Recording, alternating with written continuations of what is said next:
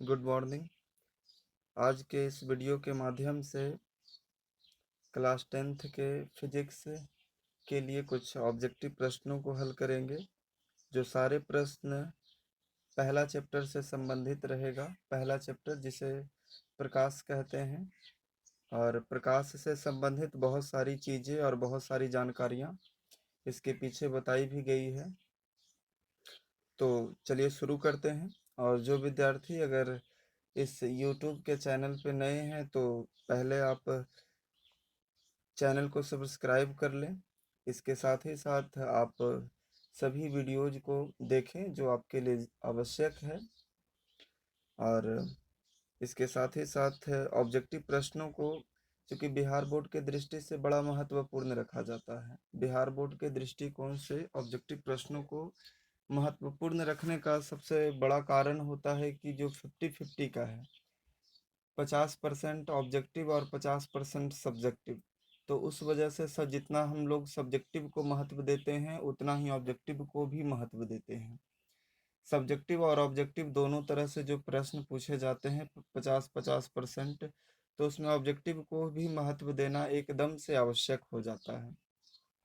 और इसमें 10-20 ऐसे प्रश्न हैं जो प्रीवियस ईयर में पूछे भी गए हैं और एग्ज़ाम के पॉइंट ऑफ व्यू से महत्वपूर्ण भी है। तो देखिएगा, ध्यान दीजिएगा और शुरू भी करते हैं इसको। सबसे पहला जो प्रश्न है, प्रकाश की किरण गमन करती है। प्रकाश की किरण किस तरह से गमन करती है, यह प्रश्न में पूछा जा रहा है। हमने बताया था कि प्रकाश की किरणें सदैव सरल रेखा में गमन करती है। तो इसका उत्तर हो जाएगा सरल रेखा या सीधी रेखा। तो ऑप्शन नंबर ए जो है इसके लिए सही है। जैसे ऑप्शन बी जो था टेढ़ी रेखा, और सी है किसी भी दिशा में, डी है इनमें से कोई नहीं। तो इसका उत्तर हो जाएगा ऑप्शन संख्या ए, कि प्रकाश जो है सदैव सीधी रेखा में गमन करती है, सीधी रेखा। चलिए दूसरा प्रश्न देखते हैं। दूसरा प्रश्न जो है, प्रकाश का वेग न्यूनतम होता है। न्यूनतम होने का अर्थ हुआ सबसे कम। न्यूनतम प्रकाश का वेग किस माध्यम में होगा? तो खैर, इस प्रकार के जब प्रश्न पूछे जाते हैं तो माध्यम इस पर सबसे अधिक निर्भर करेगा कि कौन कौन से माध्यम हमें ऑप्शन में दिया हुआ है, और एक एक को हम चेक भी कर लेंगे। सबसे पहला जो है निर्वात। तो निर्वात में चूंकि प्रकाश की चाल होती है 3 × 10⁻8 मीटर प्रति सेकेंड। दूसरा है जल। तो जल में जो प्रकाश का चाल होता है वो होता है 2.25 × 10⁻8 मीटर प्रति सेकेंड। तीसरा ऑप्शन है वायु।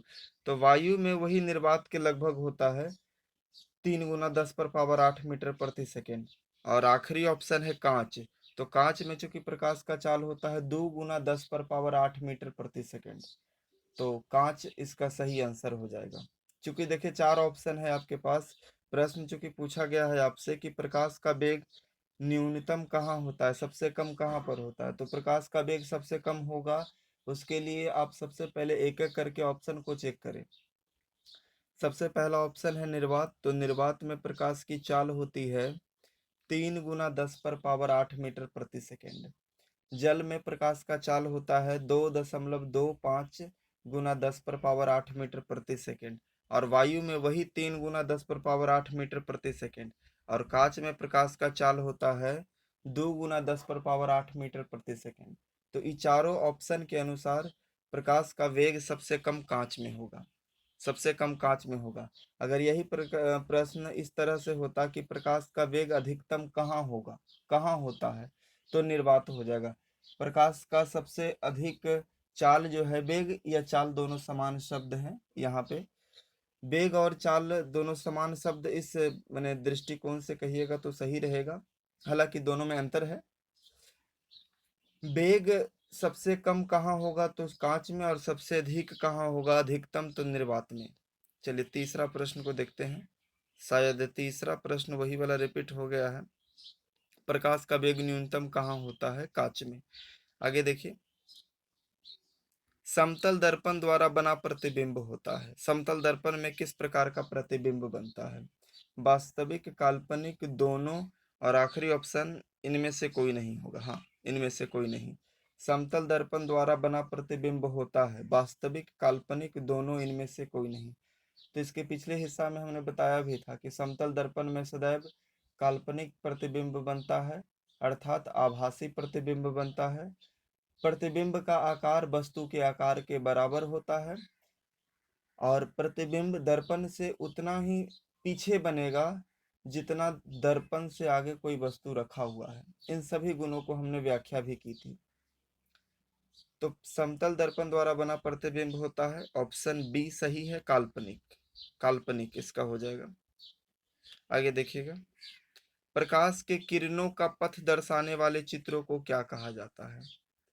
प्रकाश की किरणों का पथ दर्शाने वाले चित्रों को क्या कहा जाता है? किरण आरेख। प्रकाश की किरणें जिस प्रकार से हम दर्शाते हैं कि जिससे कि वस्तु कहाँ है, प्रतिबिंब कहाँ पर बन रहा है, उत्तल दर्पण कैसा है, अवतल दर्पण कैसा है, समतल दर्पण क्या होता है, और उनमें जो प्रकाश की किरणों का हम उपयोग करते हैं, तो उसको दिखाने के लिए हम किरण आरेख का उपयोग करते हैं। ठीक है, आगे ध्यान दीजिएगा। 4 ऑप्शन था जी, किरण आरेख, फोकस, किरण पुंज, इनमें से सभी तो सही होगा किरण आरेख। आगे समझिएगा, प्रकाश के किरणों के समूह को क्या कहते हैं? बड़ा आसान सा चीज है, किरण पुंज। प्रकाश के किरणों के समूह को क्या कहते हैं? किरण पुंज। इसके लिए भी पहला ऑप्शन था प्रकाश स्रोत, किरण पुंज, प्रदीप्त और प्रकीर्णन। तो प्रकाश के किरणों के समूह को किरण पुंज कहा जाता है। हमने बताया भी होगा, अगर जो लोग पीछे देखे होंगे उन्हें समझ में आ रहा होगा। प्रकाश के किरणों के समूह को किरण पुंज कहा जाता है। किरण पुंज 3 प्रकार के होते हैं, अपसारी किरण पुंज, अभिसारी किरण पुंज और समानांतर किरण पुंज। चलिए अगला प्रश्न देखते हैं क्या है। प्रकाश के परावर्तन के कितने नियम हैं? 2 नियम है, बड़ा आसान सा चीज है। प्रकाश के परावर्तन के 2 नियम होते हैं। पहला नियम क्या होता है? पर पहला नियम होता है आपतित किरण, परावर्तित किरण और अभिलंब तीनों एक ही तल में होते हैं। आपतित किरण, परावर्तित किरण और आपतन बिंदु पर डाला गया अभिलंब तीनों एक ही तल में होते हैं और आपतन कोण हमेशा परावर्तन कोण के बराबर होता है। तो प्रकाश के परावर्तन के 2 नियम होते हैं। आगे ध्यान दीजिएगा, परावर्तन के नियम से निर्धारित होता है, क्या होता है? पहला ऑप्शन है आपतन कोण परावर्तन कोण के बराबर, परावर्तन कोण अपवर्तन कोण के बराबर। चलिए पहला ऑप्शन सही है, बाकी सबको पढ़ने से फायदा भी नहीं है। परावर्तन के नियम से क्या निर्धारित होता है? तो वही परावर्तन का दूसरा नियम है, आई बराबर आर, आपतन कोण परावर्तन कोण के बराबर होता है। आगे समझिएगा, काल्पनिक प्रतिबिंब होता है सीधा, उल्टा, दोनों, इनमें से कोई नहीं। आखिरी ऑप्शन यही होगा, इनमें से कोई नहीं। आखिरी ऑप्शन शायद छूट गया है। काल्पनिक प्रतिबिंब होता है तो सीधा, और वास्तविक प्रतिबिंब वस्तु के सापेक्ष उल्टा होता है। काल्पनिक प्रतिबिंब सीधा होता है और वास्तविक प्रतिबिंब जो होता है वस्तु के सापेक्ष उल्टा होता है। सभी विद्यार्थियों से एक बात कहना चाहेंगे कि आप देख रहे होंगे कि अगर हमें थ्योरी और कॉन्सेप्ट अगर बेहतर तरीके से स्ट्रांग है, मजबूत है, तो ऑब्जेक्टिव्स के भी प्रश्नों को हल करने में किसी प्रकार की कोई समस्या नहीं होती है और याद करने की भी ज़रूरत नहीं पड़ती है। इसीलिए आप जहाँ से जहाँ तक हो सके कॉन्सेप्ट को और थ्योरी को बेहतर करें और चीज़ों को समझने का प्रयास करें। इससे क्या होगा कि अगर आपका सब्जेक्टिव क्लियर है तो ऑब्जेक्टिव में किसी प्रकार का कोई दाग ही नहीं लग सकता है। तो काल्पनिक प्रतिबिंब होता है सीधा और वास्तविक प्रतिबिंब होता है उल्टा। आगे ध्यान दीजिएगा, आगे है काल्पनिक प्रतिबिंब होता है, शायद रिपीट हो गया है क्वेश्चन, सीधा। आगे ध्यान दीजिएगा, फिर से वही सारा चीज आ रहा लगता है। प्रकाश के परावर्तन के कितने नियम है? 2 नियम है। प्रकाश के परावर्तन के 2 नियम है। प्रकाश के परावर्तन के नियम के अनुसार, नियमानुसार आपतन कोण परावर्तन कोण के बराबर होता है, आई बराबर आर। समतल दर्पण द्वारा बना प्रतिबिंब होता है आभासी और सीधा। समतल दर्पण में आभासी या काल्पनिक जिसको बोलते हैं और सीधा प्रतिबिंब बनता है। आगे है, आधुनिक क्वांटम सिद्धांत के आधार पर प्रकाश को कण और तरंग दोनों माना गया है। सबसे पहले जो वीडियो लेक्चर है वहीं पर हमने इसे एक्सप्लेन किया था कि प्रकाश के कुछ घटनाओं में प्रकाश को तरंग और कुछ घटनाओं में कण माना गया है। तो जो आधुनिक क्वांटम सिद्धांत है उसके अनुसार से प्रकाश को कण भी माना गया है और तरंग भी माना गया है। यानी कि प्रकाश एक कण के रूप में भी है, प्रकाश एक तरंग के रूप में है, और दोनों तरह की जो दोहरी व्याख्या है कौन सा सिद्धांत करता है? आधुनिक क्वांटम सिद्धांत। चलिए आगे देखिएगा। समतल दर्पण की वक्रता त्रिज्या होती है अनंत। ये भी बड़ा चर्चा में रहने वाला प्रश्न है, कई बार पूछा भी गया है कि समतल दर्पण की वक्रता त्रिज्या कितनी होती है? अनंत होती है। क्योंकि समतल दर्पण जो होता है इस प्रकार से होता है कि एक कांच का मतलब समतल कांच के ऊपर बना हुआ होता है, और गोलीय वस्तु चूंकि वो है नहीं तो उसके त्रिज्या की कल्पना भी संभव नहीं है, इसीलिए मान लिया जाता है कि समतल दर्पण की जो वक्रता त्रिज्या है वो अनंत होती है। आगे ध्यान दीजिएगा, निर्वात में प्रकाश का वेग है। ये भी बड़ा चर्चा में रहने वाला प्रश्न है, कई बार पूछा है। 3 × 10⁻8 मीटर प्रति सेकेंड। और वायु में भी लगभग प्रकाश की चाल यही होती है, 3 × 10⁻8 मीटर प्रति सेकेंड। श्वेत रंग कितने रंगों से मेल से बनता है? श्वेत रंग, जो श्वेत प्रकाश है, व्हाइट कलर है, ये 7 रंगों के मेल से बना हुआ होता है। यह लगता है कहीं दूसरे चैप्टर से प्रश्न इसमें डाला हुआ है, ये आगे आपको पढ़ने के लिए मिलेगा भी। श्वेत रंग जो व्हाइट कलर होता है 7 रंगों के मेल से बनता है, और इस बात को सबसे पहले न्यूटन ने साबित किया था कि श्वेत रंग जो है 7 रंगों के मेल से बना हुआ होता है। न्यूटन ने सबसे पहले इस स्टेटमेंट को प्रूव किया था कि जो व्हाइट कलर है वो 7 रंगों के मेल से बनता है। आगे है, प्रकाश तरंग उदाहरण है विद्युत चुंबकीय तरंग का। प्रकाश तरंग जो होता है वो विद्युत चुंबकीय तरंग का उदाहरण है। प्रकाश की किरणें गमन करती है सीधी रेखा में या सरल रेखा में, जो कह दें आप। आगे है, प्रकाश के तरंग की प्रकृति होती है अनुप्रस्थ।